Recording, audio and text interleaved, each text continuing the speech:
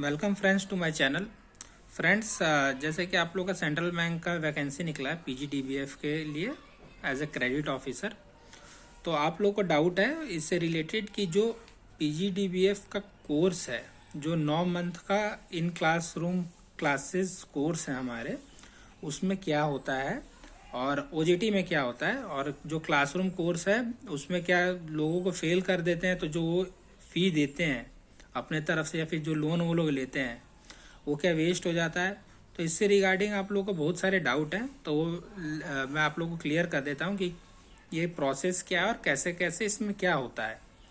तो जैसे कि आप लोग मान लीजिए कि फाइनली आप लोग सेलेक्ट हो जाएंगे, तो सिलेक्शन के बाद से आप लोग को एक प्लेस पे बुलाया जाएगा मणिपाल के। बेंगलोर में 2 जगह पे उन लोग का क्लासेस चलती है, 2 जगह पे कैंपस है, एक नॉर्थ कैंपस एक साउथ कैंपस।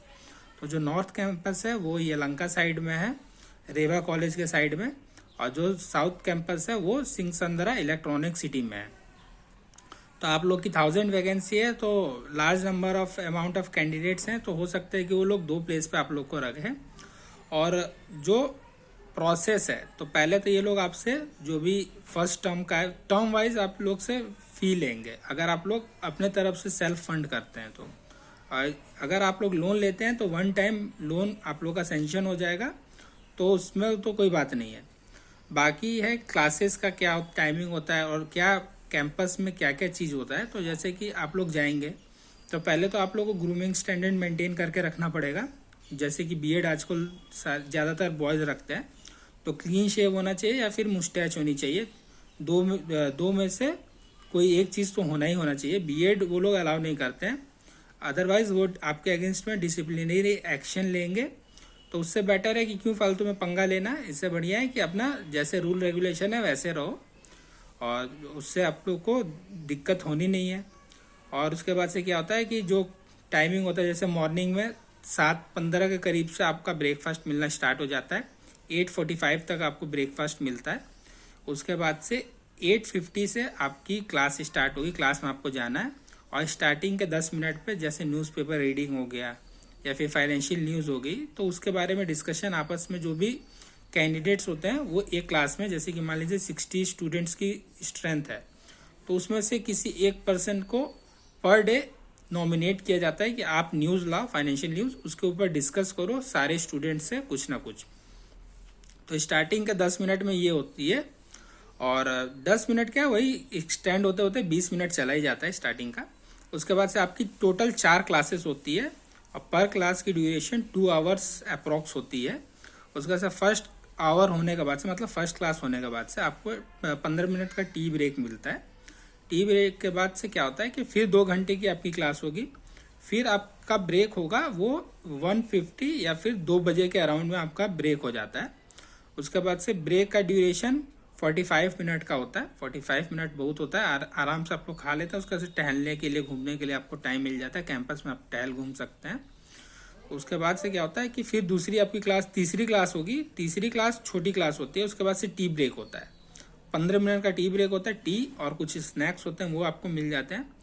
और उसके बाद से फिर जो लास्ट क्लास होती है, लास्ट क्लास आपकी चलेगी। उसके बाद से स्टार्टिंग में तो नहीं, बट 1 महीने के बाद से, वो 1-2 हफ्ते के बाद से आपको क्या करेंगे कि ये लोग स्पीकिंग स्किल्स को बढ़ाने के लिए आपको संवाद करके स्टार्ट करते हैं, जिसमें कि हर सेक्शन से, जैसे कि एक सेक्शन में 60 स्टूडेंट है, तो वैसे ही कई सारे सेक्शन बटे रहते हैं। हम लोग के टाइम में 8 सेक्शन थे, तो हर सेक्शन से 2 स्टूडेंट नॉमिनेट होते हैं, वो दूसरे सेक्शन में जाते हैं रैंडमली। ये डिसाइडेड नहीं रहता है, रैंडमली 2 सेक्शन, किसी भी सेक्शन में जाएंगे 2 स्टूडेंट, और एक टॉपिक वीक के स्टार्टिंग में आपको अलॉट हो जाएगा। उस टॉपिक को आपको अच्छे से मतलब प्रिपेयर कर लेना, और दूसरे सेक्शन में जाके उसके ऊपर आपको स्पीच देनी है। 2, 3, 4, 5 मिनट जितना आप दे सके हो अपने कैपेबिलिटी के हिसाब से, उतना आप लोग स्पीच दे सकते हैं। तो ये ऐसे क्लासेस चलती रहती है। ये ड्यूरेशन रहता है वीक्स में, कैसे कैसे ऐसे क्लास चलेगी आपकी। और वीकेंड में क्या होता है, सैटरडे संडे ऑफ होता है, तो आपको असाइनमेंट मिलता है, तो सैटरडे संडे में आपको करना पड़ता है, करो उसको। उसके बाद से उसको ऑनलाइन आपको अपलोड करना पड़ता है। उन्हीं लोग का ऐप होता है, उसमें आप लोग अपलोड कर सकते हैं उसको, अपने असाइनमेंट को, और उसके अकॉर्डिंग आपको लास्ट में वो टोटल असाइनमेंट का 5 नंबर मिलता है। अगर कुछ उसमें इरेगुलरिटीज़ हैं तो उसमें नंबर डिडक्ट वो लोग करते हैं अपने उस सबमिशन के हिसाब से।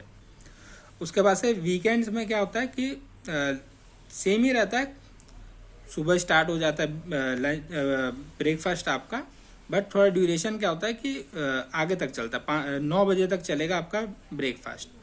उसके बाद से लंच हो गया। सैटरडे को आपको बाहर जाना अलाउड नहीं रहता, और संडे को आप बाहर जा सकते हैं। उसके लिए आपको DOP अप्लाई करना पड़ता है सैटरडे को। तो संडे को जो भी आपके वार्डन रहते हैं, बॉयज़ हॉस्टल के जो मेल वार्डन रहते हैं वो, और जो गर्ल्स हॉस्टल की फीमेल वार्डन होती हैं, वो उसको अप्रूव करेंगे आपके DOP को। तो वो अप्रूव हो जाता है, आप जाइए। सुबह 7 बजे से आप जा सकते हैं बाहर, और नाइट में 8:30 तक आपको रिटर्न होना पड़ता है कैंपस में।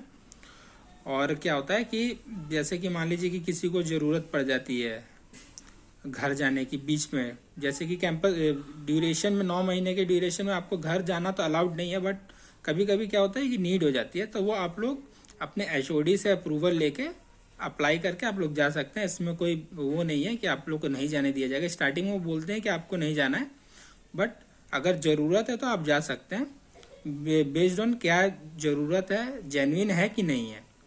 और क्या होती है कि हर महीने आपका एक स्किल टेस्ट होता है।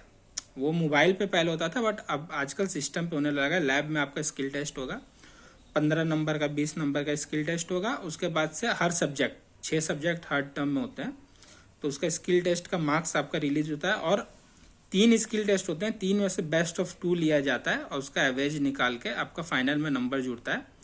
और उसके बाद से 3 महीने बाद आपका एंड टर्म एग्जाम होगा। एंड टर्म एग्जाम में क्या होता है, एग्जाम का पैटर्न होता है, टोटल 100 क्वेश्चन होते हैं। 100 में स्टार्टिंग के 30 मिनट्स में क्या होता है कि आपको 40 MCQ मिलते हैं, वो MCQ फॉर्मेट में रहेंगे। और 60 मार्क्स का आपका डिस्क्रिप्टिव पेपर होता है, पेन पेपर बेस्ड, वो आपको देना है।